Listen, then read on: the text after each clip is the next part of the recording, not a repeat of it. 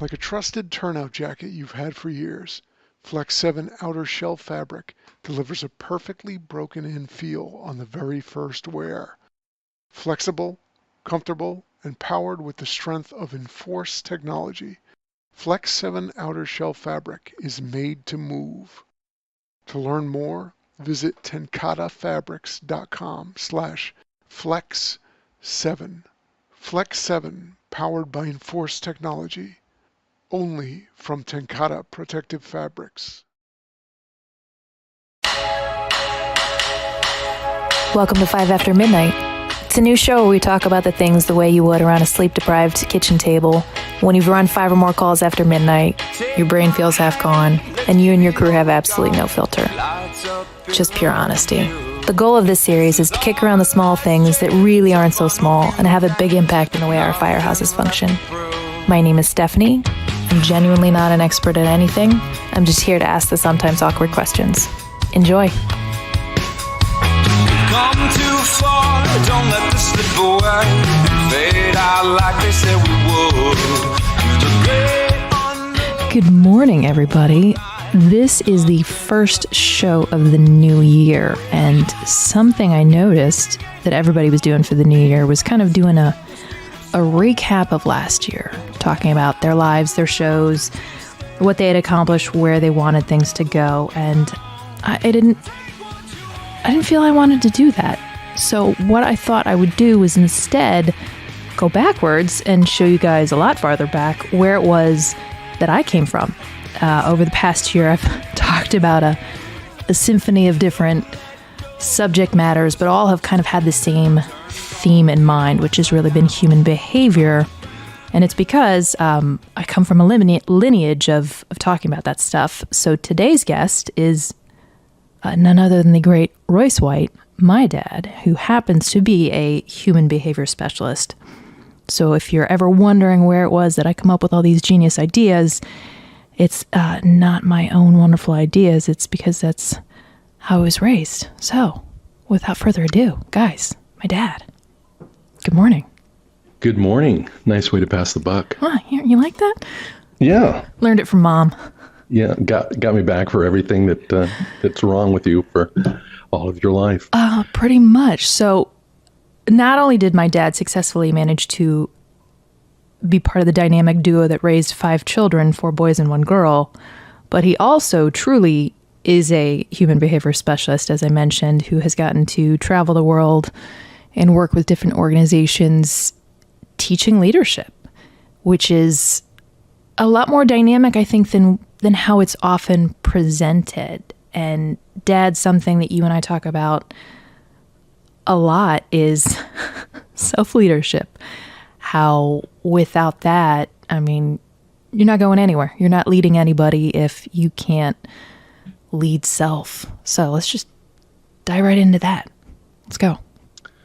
Wow, that pretty much sums it up. The bottom line is most people think of leading, they think of leading others. And even if you don't have someone to lead, you're not in a relationship, you don't have children, you're not maybe working for yourself, you still have to lead yourself. And unless you do lead yourself, then you're not leading. There's a great old, I think it was an Afghani proverb that said, if you think you're leading but no one's following, then you're just simply taking a walk.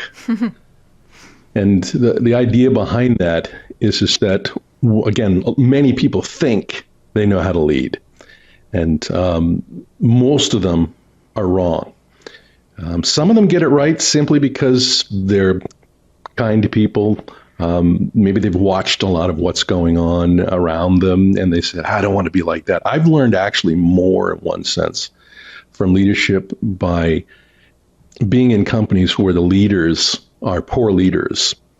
And in my early days, even myself being a poor leader and learning from that, just last night, I don't know if I was thinking about this today or whatever, I was just thinking of the time that I was leading one of the companies that I started.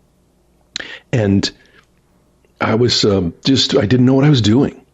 I made it work because those with high dominance will usually do anything they can to accomplish what it is that they want to accomplish. And therefore, I made a lot of things happen. Unfortunately, I hurt a lot of people, or at least a few anyway, along the way. So leading ourselves is crucial. And in leadership and personal growth, one of the greatest things that you begin with is character. And without character, without integrity, then you can learn all the aspects of leadership, but somewhere along the line, you're going to fail. So you're absolutely right. It starts with leading oneself. And then from there, we will lead our peers, we'll lead those underneath us in the organization. And if we really learn to be a level 5 leader, we'll lead those that are over us. It doesn't mean to tell them what to do. It means that you learn how to work with them in such a way as they trust you. They're confident in what you say, and therefore you can give them your input. And if they don't know how to lead, hopefully they'll take it and run with it because they do trust you. Anyway, that's a snapshot. I like how you told me I was right as I regurgitated something you had taught me. That's nice. It's smooth. I see what you did there. One of the things that you have always really placed an emphasis on us kids that you really drove home. I think the first time you guys had me take or sit down with somebody to do a personality assessment, I think I was 16 years old, sat down with, can't remember his name, and he did the entire testing on me to just tell me my strengths and my weaknesses, what I needed to work on, and what my motivating factors in life were.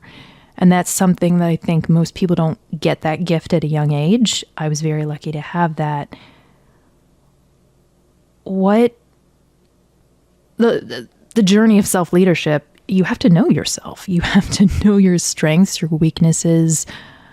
Where can people start? Like what would be 3 things you would tell people to discover about themselves, whether it be what motivates you or what your biggest holdup is, something in that family category? Where do people start? And start small, because if you jump into something with both feet and pick every category, you're going to immediately drown. What's digestible that people can start when they want to start self-leadership and move outwards?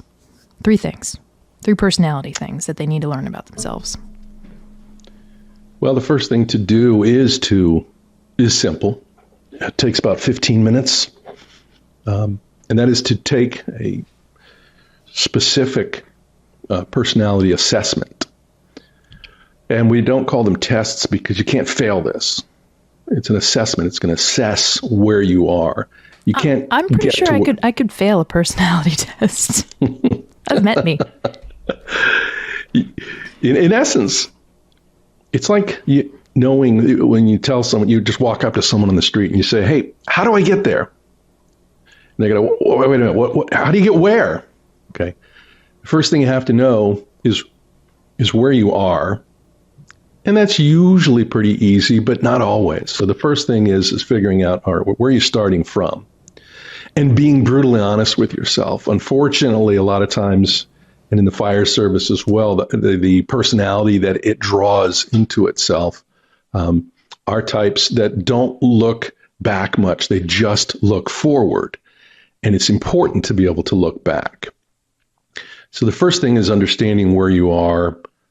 And I would start with a personality assessment. We use almost exclusively the DISC, D-I-S-C model of human behavior. And the reason we use it is because it's so simple and so easy. Now, that doesn't mean that the science behind it isn't good. There's a lot of different tests out there. Myers-Briggs, you've seen a lot of them. Strength finders, Smalley's, animals, and there's a lot of different ones. And there's probably 50 by now. A lot of those actually are the same thing, changed a little bit on the outside so that they don't have to pay somebody to use it. They can use it themselves as a company to sell it. But in any event, the idea is that you want to find out as much as you can about yourself. And the great thing about the DISC model of human behavior over the other models are that it not only tells you about yourself, but it works in relationships. It tells you how it works. You work with others in relationships. And it's not as difficult as some of these others, and nor does it take as long, usually 10 to 20 minutes at max. And the reason there's a variance is because of the different personality types. Some types will smoke right through it, and others will have to be very cautious and careful and think about it. So that's the first thing. And then the second thing is understanding that. It's not hard to understand, but we have to take the time to understand. A lot of times we know a bunch of stuff, but we really sit and meditate on that and ask ourselves questions. Good leaders ask great questions. Ask ourselves questions about, what does that mean for me? What does that look like? Or even ask those around us the same questions. The idea is we need to find out where we are, who we are, as much as we can as possible. And the great thing about the assessment is it'll show you what fuels you. Literally that if you don't get on a daily basis, you seem drained, you seem just kind of blah. And doesn't matter what it is, what personality, if you're not getting that particular fuel, and there's a fuel for each personalities, then you're just stressed out. And the more you don't get that, the more you're stressed out, and the more difficult it is for you to function. In the DISC model, D dominant, I inspiring, S supportive, and C conscientious. There's 4 basic personalities. And after those 4 personalities, there's secondaries too, that have a lot to do with who you are as well. And the great thing about what we can do is, after looking at an assessment, and usually with all of these, there's a report that comes with it that gives you some ideas, but people don't take the time to really sit down and look at it. And a lot of them, depending on the personality, don't do it because they think it's mumbo jumbo. They think it doesn't mean anything. Or they're too busy to really get into it. 99% of what happens to us is based on our personality. I mean, that's just about everything. And we like to think that we're the ones coming up with everything we're thinking, but how we basically have been formed, how we have, how we react to things, are how we've been built, both how we're, formed in a womb, so to speak, and our education, where we went to school, our birth order. There's about 15 different things that determine what our personality are. And we will stick very closely. It's our likes and dislikes. It's whether you vote Republican or Democrat or independent or not at all. It's just about everything. It drives you. It's who you are. And that's not a bad thing. It's not like, oh gosh, I'm totally controlled, but it's who you've become over your life. It's who your preferences, the different things that have been important to you over your life that have formed where you are. So the first thing, again, being an assessment. The second thing being study in terms of understanding leadership. Again, people don't understand themselves well. They don't understand leadership. So therefore, they don't understand the simple principles to put into place in order to be able to lead themselves and then lead others. So they're struggling throughout their lives because it's just kind of, okay, we're just going to go to tomorrow. We're just going to get it to the next thing. And they're not taking into consideration the reasons why. We're not asking ourselves why enough. And thirdly, it's to have positive accountability in our lives, other people around us that we appreciate, that we care about, that we believe are wise, that we can go to and ask them questions and get answers, and that can be there when we do stupid, that they can come alongside of us, and instead of just saying, hey, that was pretty stupid, and you're ugly too, and your mother dresses you funny. She did dress me funny, by the way. Well, anyway. So the whole point behind that is that there's someone there that can give you input. And hopefully there's several people in different areas. So I would say those are the three top things that I would do. I know that which is 99% of me. That'll pretty much tell you who you are. And that's just really a really good thing. I'd study leadership. What does it mean? What does it mean to have character and integrity? What does it mean to be a permission leader? What does it mean to be a productive leader? What does it mean to be a pinnacle leader? And what are the different characteristics behind that, so that you can put those things in place and not, again, do stupid or not do the wrong thing as you're trying to build your career, your life, etc. You talk about positive accountability, which is a fancy smancy term for a mentor, right? It's mentorship. And it's so amazing to see the different pockets of growth in my life when I have had a mentor and when I haven't had a mentor.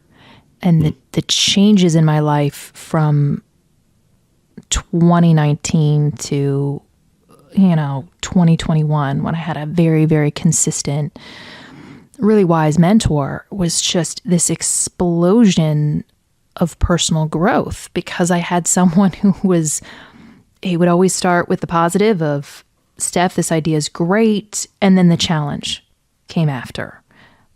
But hey, did we think about this? Or what's your motivation behind it? Is it necessarily the best motivation, or is it an angry motivation? And it was such a game changer in my life. There is a author out there. He's a former FBI hostage negotiator named Chris Voss.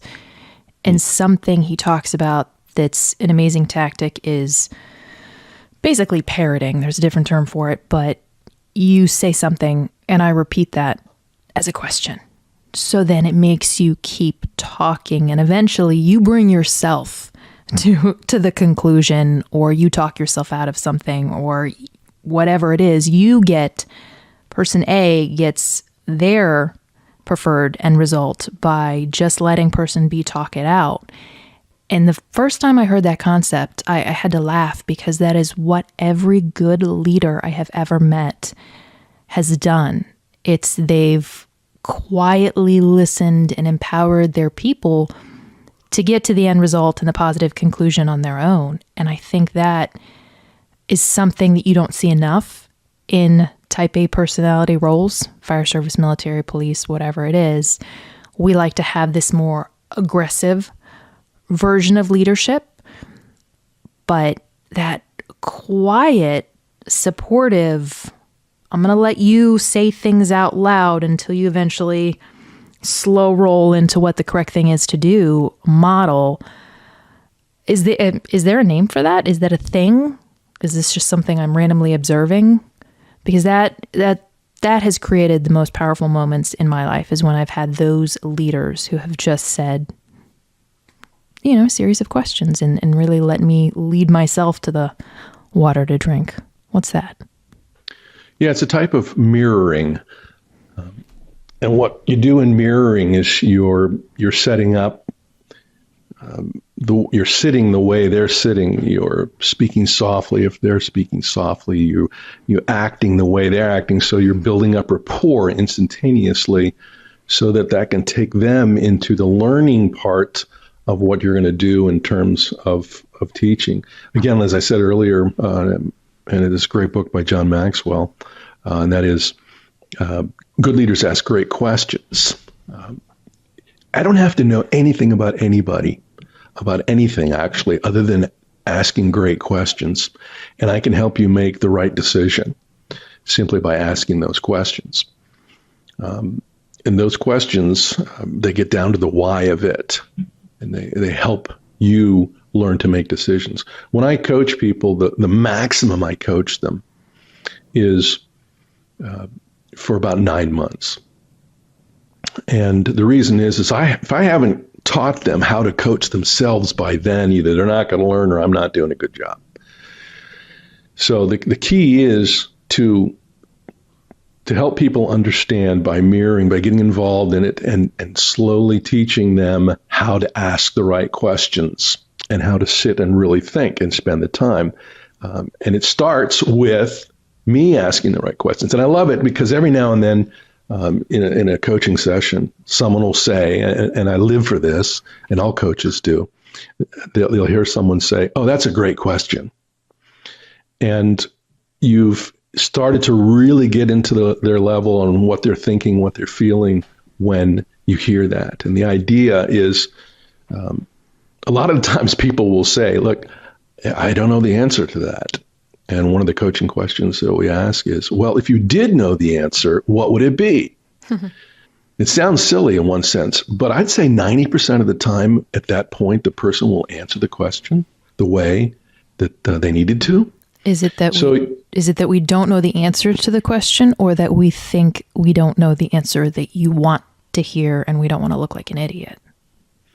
Well, it's like when you ask someone a question, they go, "What was that?"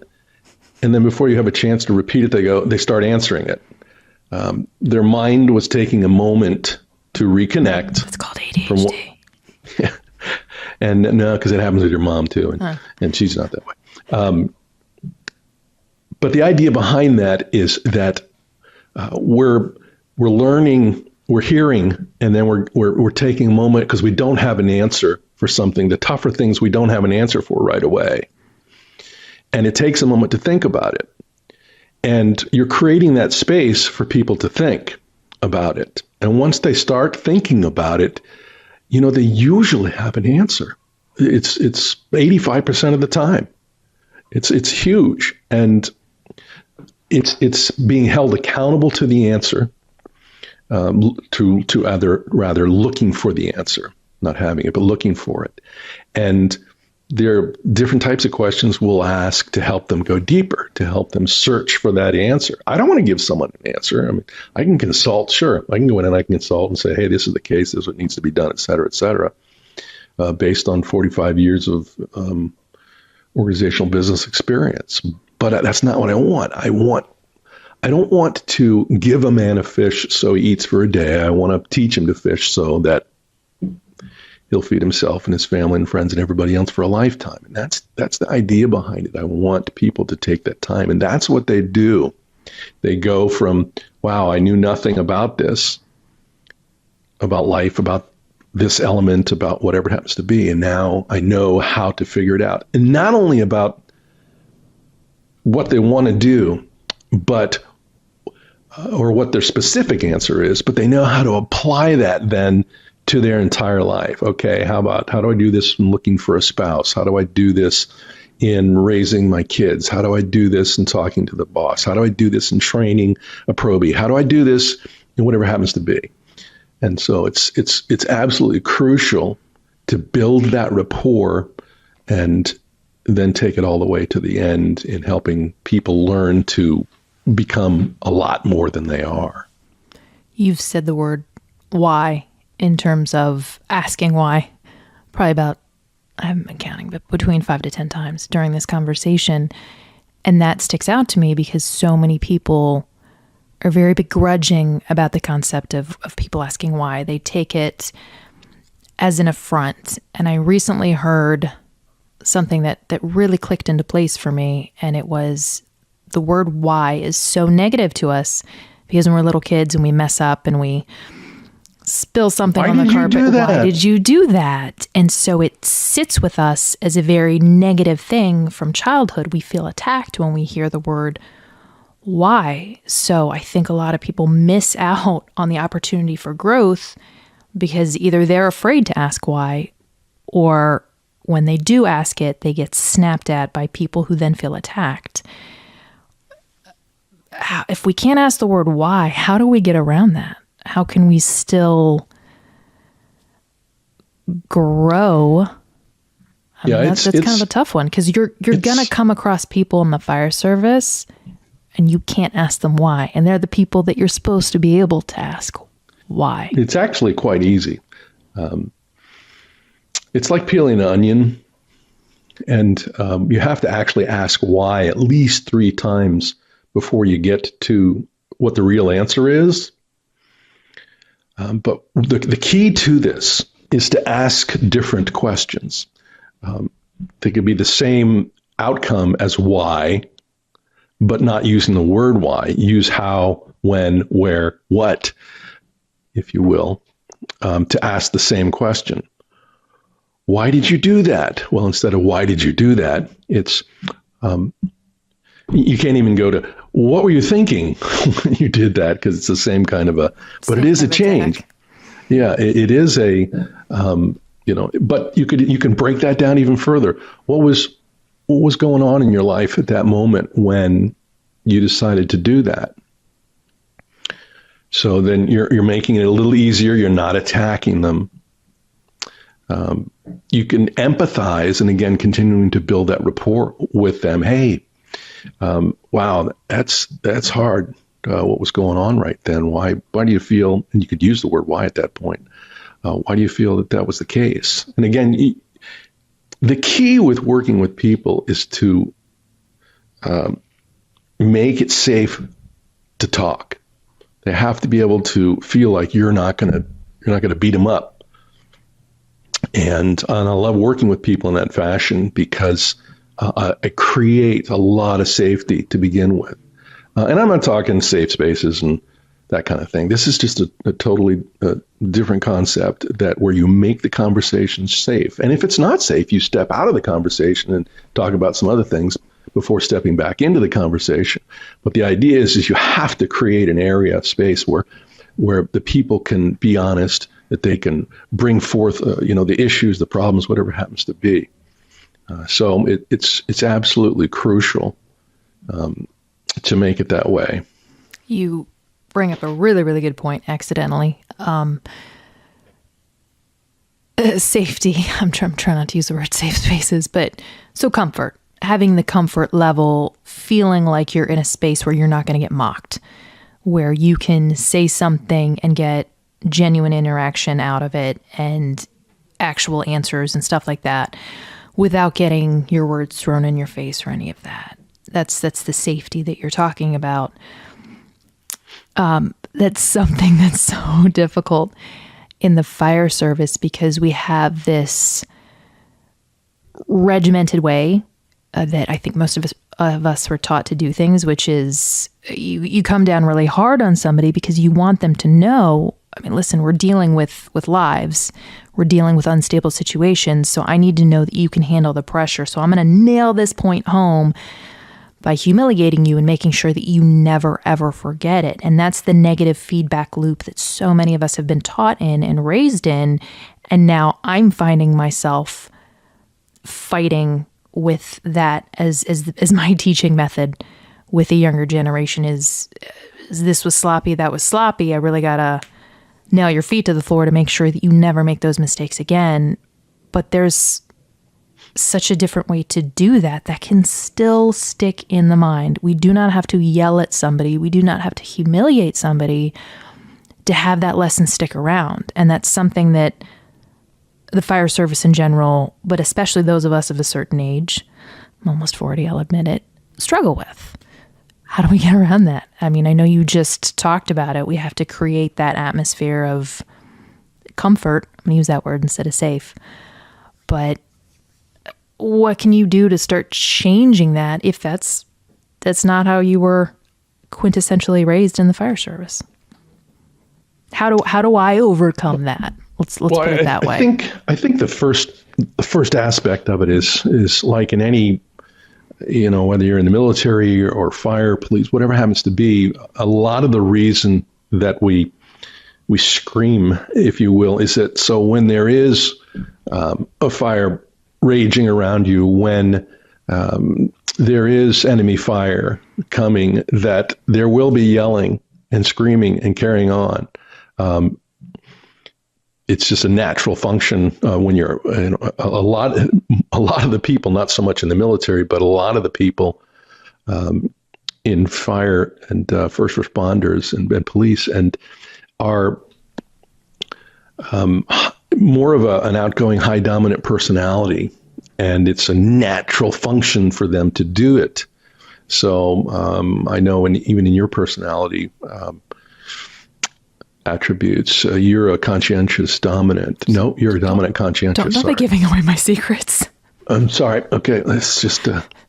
And as a result of that, I know that it'll be harder for you than it would for your mom, if you will, to do certain types of things. But the idea behind it is just that it's there so that when the stuff hits the fan and people are yelling and screaming, if no other reason, just to get over the noise of the firefight or the fire or whatever it happens to be, it's usually because all hell's broken loose and they're trying to get it across.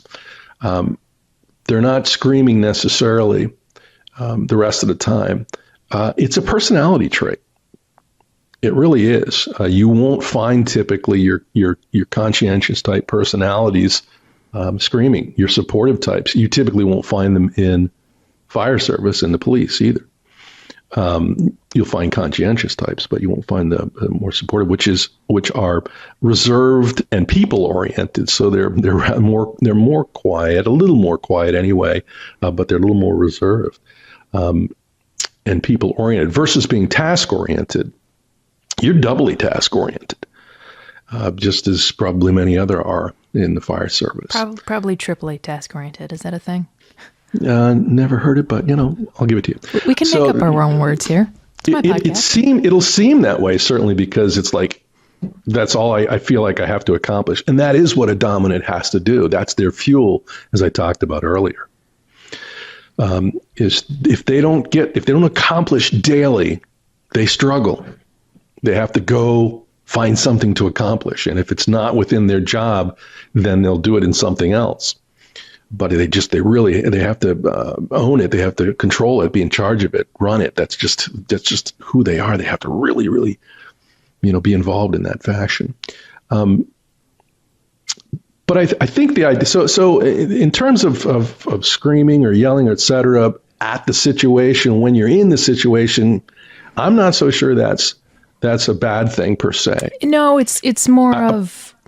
But I think in the training end or in the when you're not at an incident, we basically carry it over. It's not a good leadership practice. Everybody that has that personality sort of accepts it. Okay, I get it. Whatever. The conscientious types, they're task oriented and reserved.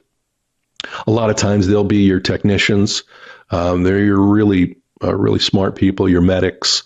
They can focus incredibly. That's who they are. Not that the other people aren't smart as well, the outgoing types and task-oriented types. It's just that they have a different fuel that fires them. So the idea behind it is that we want to learn to be conscientious toward people, to be kind toward people.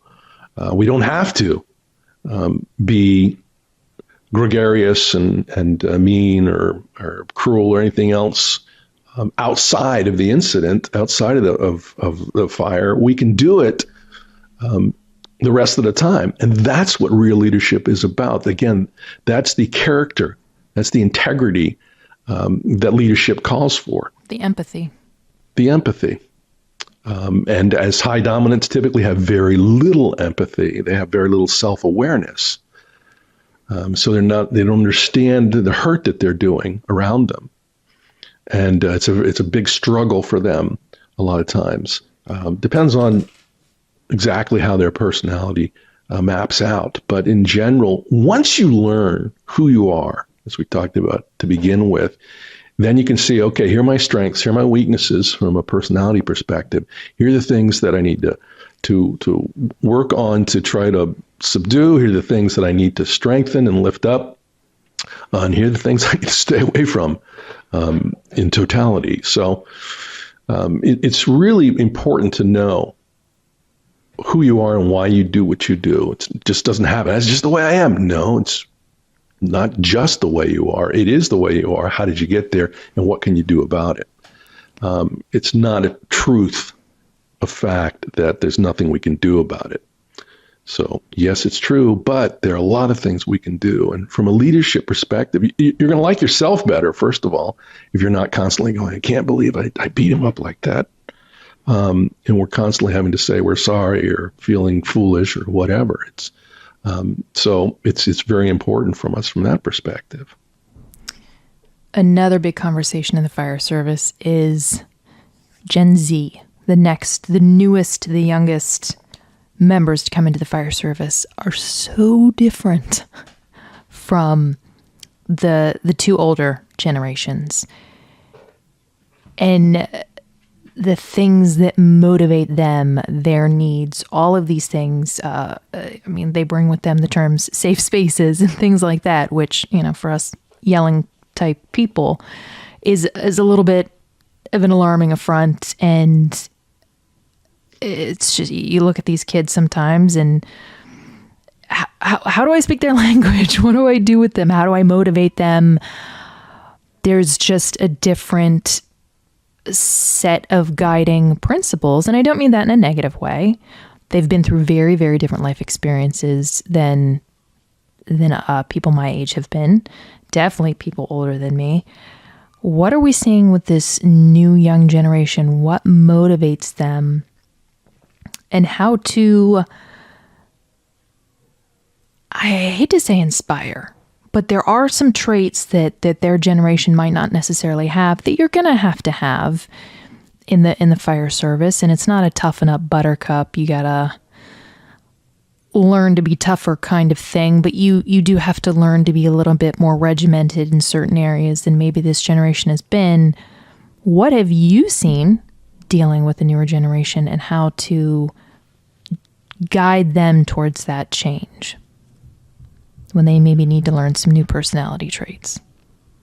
Yeah, it's an intergenerational concept, and it's not the specific aspect may be new, but the general aspect isn't new. They are very different, and certainly in the past, these different personalities coming in. How do we treat them? How do we treat them differently? Well, we get away with it, if you will, in the fire service, in police, by treating the probies as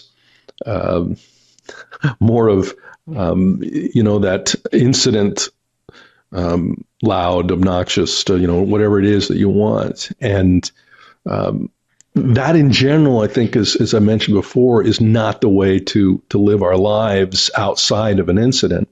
The key for us is the 5 levels of leadership, I think, define it well. First level of a leader is a positional leader. Okay, someone gave him that position. Hey, you look pretty good at this. You're learning it, et cetera. Hey, we're going to make you whatever. We're going to make you a lieutenant. All right. So now you've got this position that you've been given.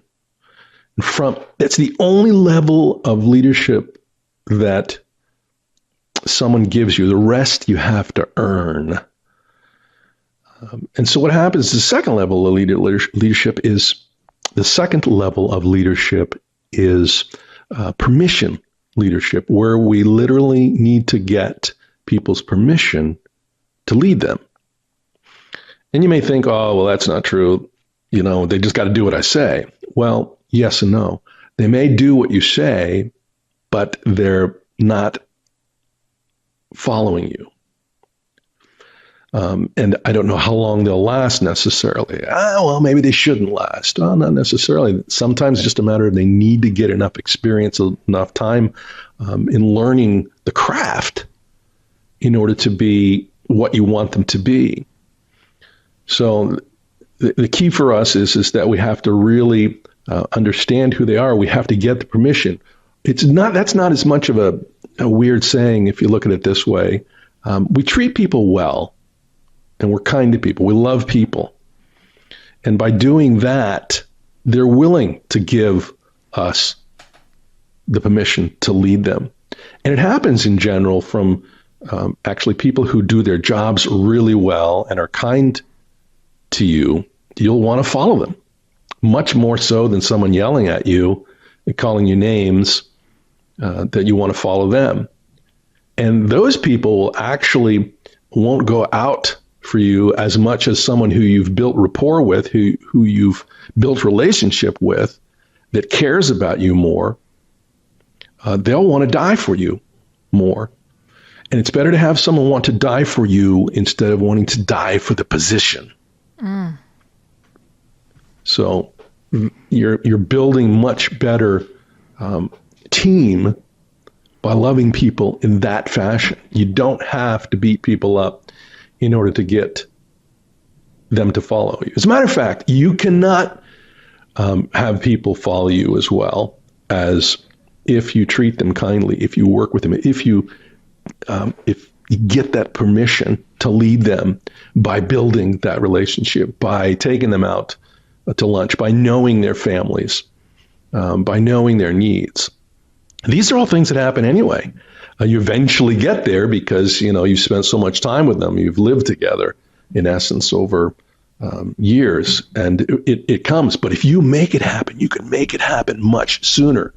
Hey, I know your family. I know the struggles you're having. I know the problem your son has right now. Your wife's, got this cancer. You know all those things because you care and you're working it out with them, and you're learning about them, so you know how they feel by knowing their personality. If I know your personality, I treat you differently. I should say I speak to you differently. I don't treat you necessarily differently from that perspective, but I learn to speak your language. In every situation, in every organization, you will help people grow faster, learn faster when you speak according to the way they hear versus ask them to step up to listen the way you speak. And we can be pretty pompous and put it that way. Hey, they just got to learn how I speak. I'm one person, there are many. They all got to change. I have heard that so many times. It doesn't need to be that way. It's a matter of simply. This is just the way I am. Yeah, and it's wrong. It's like, okay, that's the way you are, and here's the way I am. Well, I'm their boss. Okay, so you're their boss, and you're doing it.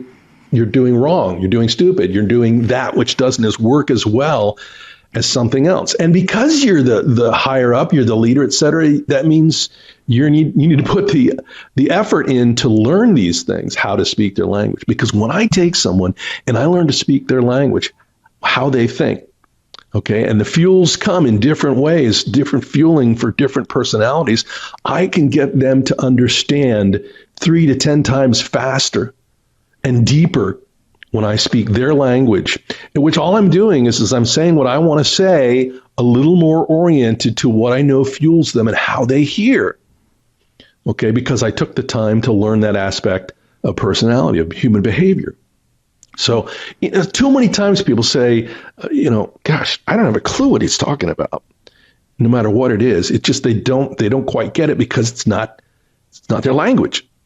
We're not speaking their language. And once we learn to speak people's language, the faster we can get them to understand, to give them the right examples in their personality that helps them to go there quickly. So in your case, not you personally, but in the case of the fire service, it means probably saving lives faster. It means accomplishing what we're trying to accomplish faster, deeper, more, if you will.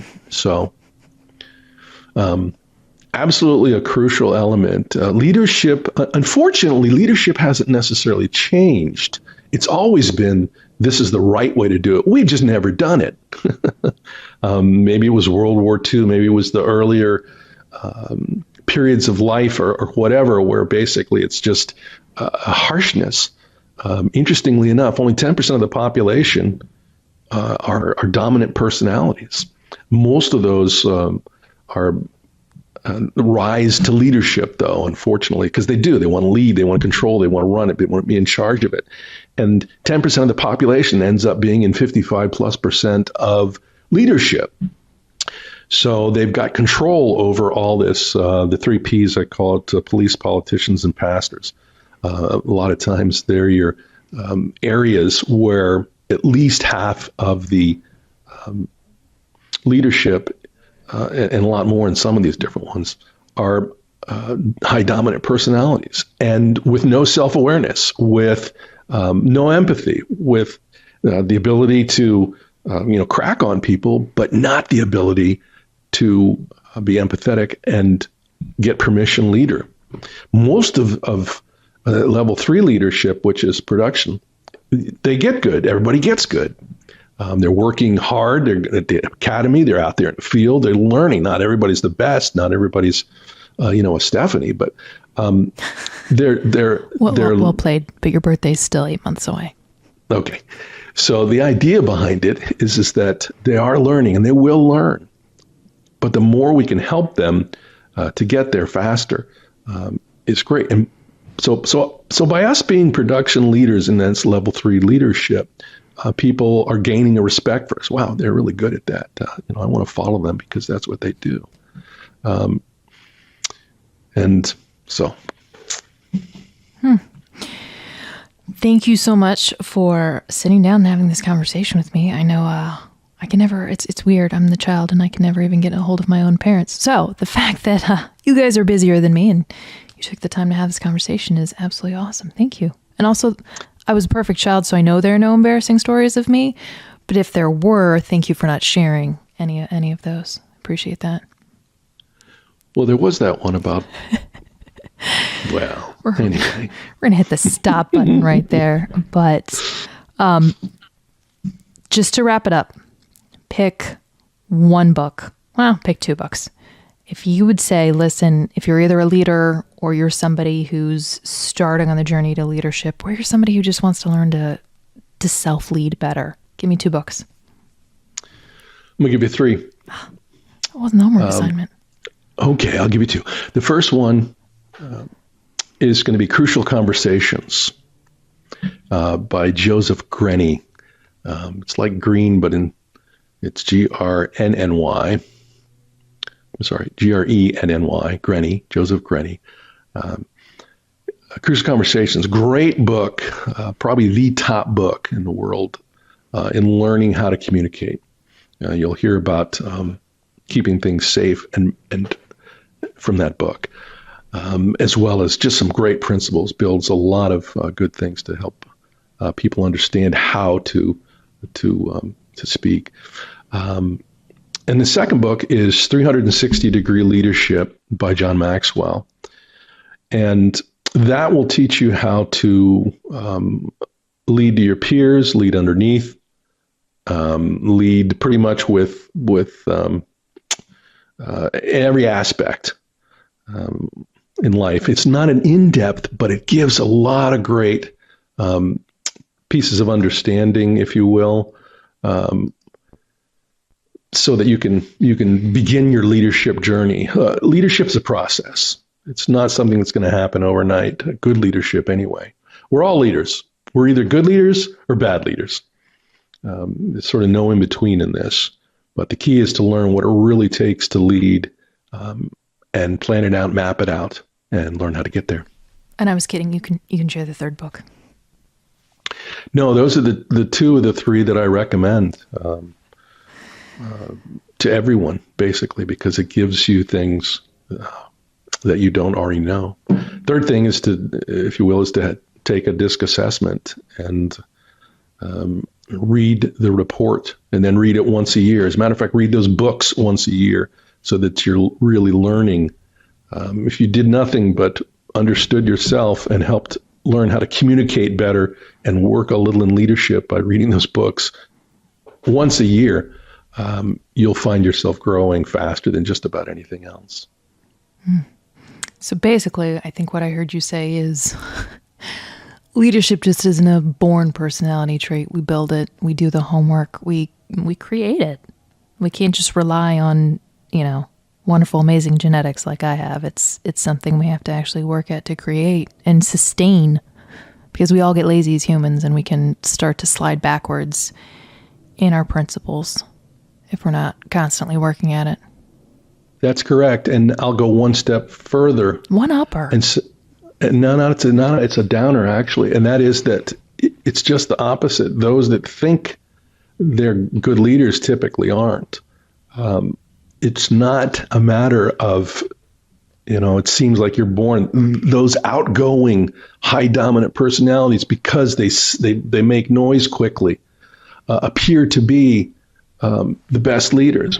But interestingly enough, the best true leaders are doubly reserved. They're humble and they're resolved. They stay on target. They're just the opposite of typically probably the 85% of folks out there that are in leadership. So it's almost one of those things where you need the high outgoing personalities to run and do the crazy things and to start businesses and things. And then you need, after they've got it going, you need the more reserved people to lead within that. So that just means for us that are high dominant outgoing personalities that we need to learn to empathize, that we need to learn how to do the things, to be resolved and yet humble. Crucial for everybody that's in the fire service, that's in leadership, is to be humble. And any leader, actually, but specifically where you're coming from. That's what people follow. People that are underneath, that are working for us, just want us to be candid and honest with them, and have humility that they might see that what it really takes to do this is a lot of effort. And so that's what I would recommend. I'm gonna end it there. It's a perfect finish. Thank you so much for coming on the show today, Dad. You are welcome.